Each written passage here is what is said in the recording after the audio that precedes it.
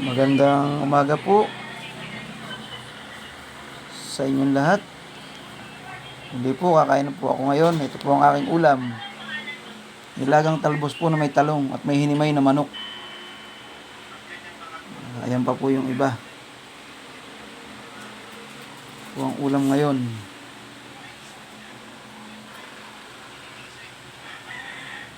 Nilagyan ko po ng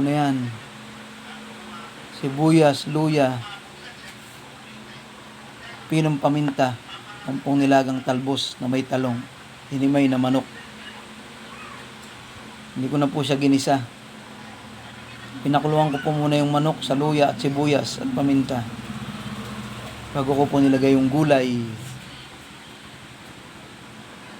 Ayan po. Isa pong nakakapagpalasa dyan yung paminta, sibuyas at luya. Tapos asin lang po. Yan lang po ang mga rikado niyan. Meron po tayong kasabay na uulamin niya na yan. Prito-prito po yan. Kasama na po. Ayan, ang ulam ngayon. Kain po muna. Gutom na. Salamat po muli sa inyong lahat. Hindi po sa susunod.